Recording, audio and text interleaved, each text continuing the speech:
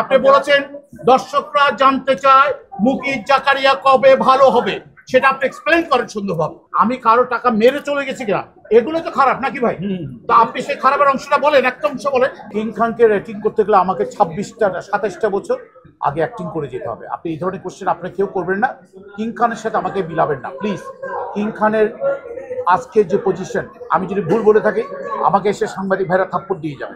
King খানের জায়গায় আসতে গেলে আমাকে 27টা বছর তিলে তিলে ক্ষয়ে ক্ষয়ে একটা কিং খান হয়েছে, এমনি হয়।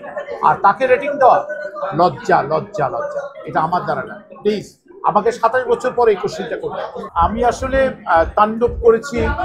তাণ্ডবটা সারা পৃথিবীতে প্রায় 52টা কান্ট্রি দাবিয়ে বেরিয়েছে।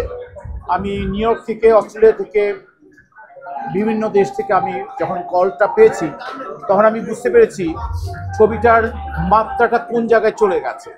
তো ফার্স্ট আমি এতটুকু বলবো, রাফিকে মানে রায়হান রাফিকে ধন্যবাদ, শাকিল ভাইকে ধন্যবাদ, এবং আমার সাথে স্পেশালি স্ক্রিন শেয়ার করেছে এই উপমহাদেশে বিখ্যাত একজন সুপারস্টার বলা যায়, যাকে যেভাবে বর্ণনা করি না করে, কিং খান বলি যাই বলি না কেন, সাকিব খান। আমি যে কারণে ওনাকে সম্মান দিয়ে কথা বলবো, কারণ উনি আমার কস্টিউম থেকে শুরু করে আমার ডায়লগের ব্যাপারগুলো কি হবে সেটা ওনার জন্য একটা স্পেশাল রুম ছিল এফডিসিতে, সেখানে এক্সপ্লেইন করেছে। উনি কতটুকু সজাগ বা কতটুকু আমার উপর ভরসা রেখেছে যে এই পারফরমেন্সটা আমি একমাত্র সিও হিসেবে দিতে পারবো। মজার ঘটনা হচ্ছে আমার প্যান্টটা খুলে যায়। মজার ঘটনা, তুমি আর কতটা, তুমি আমাকে আরো নামিয়ে ফেলতে চাও? সাকিব খান লাস্টে বললো পরবর্তী ওটাও থাকবে না, তুমি কি সেটা দেখাতে চাও জাতিকে? এই জাতিকে, এই সাংবাদিক ভাইদেরকে, সুইট সাংবাদিক ভাই, আপনারা অনেক কষ্ট করেন, অনেক রাত অব্দি পর্যন্ত আমাদের সাথে কথা বলার জন্য বসে থাকেন। আপনাদের কথা কিন্তু কেউ চিন্তা করে না। প্রতিবার কিন্তু আমি চেষ্টা করি আপনাদের কথা বলার জন্য।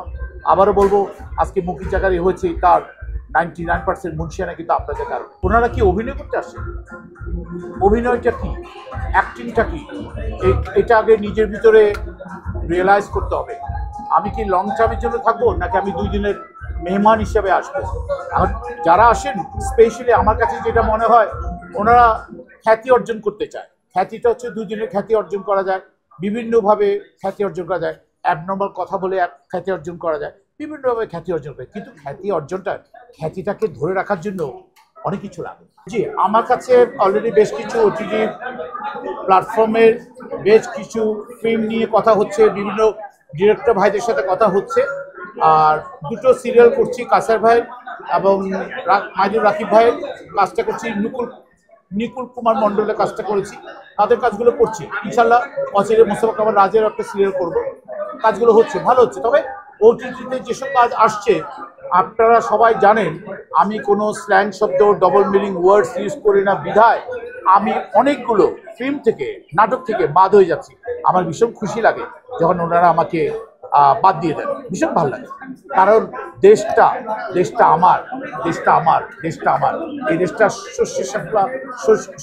শস্য সফলা দেশ, সুন্দর একটা দেশ বাংলাদেশ। এইটাকে কুলুষিত করার কোনো অধিকার অন্তত আমার মতো মুকিত জাকারিয়ার নাই।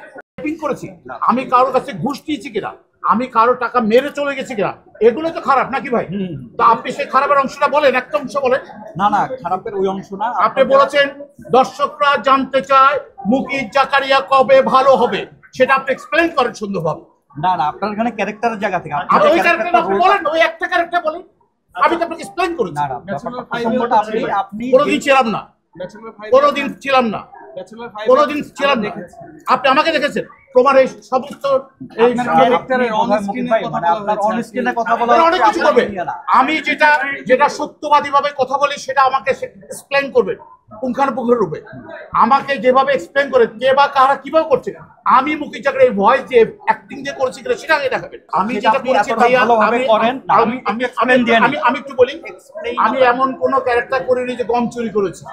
আমি সমাজে বাজে ইম্প্যাক্ট করবে বলে যে কোনো নাটকের থেকে আমি সরে আসি। কেন? আমি শুরুতে বলেছি কোনো ধরনের ডবল মিনিং ওয়ার্ডসে কোনো কোশ্চেন করবে না, অ্যাবনর্মাল কোশ্চেন করবে না।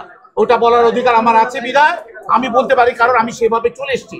আমি আজ অব্দি পর্যন্ত স্পষ্ট করে আপনাদের মতো সুইট সাংবাদিক ভাইদের সামনে বলেছি যে আমি এই ধরনের অ্যাবনর্মাল কোনো অ্যাক্টিং করি না, করবো না, ভবিষ্যতে করবো না। প্রচুর নাটক থেকে আমাকে বাদ করে দিয়েছে, এটা আমি বিগত 10 বছর ধরে বলে আসছি। তারপরে যদি এসে বলেন এসে বলেন মুকির জাকারে ভালো হবে খোদা হাফেজ।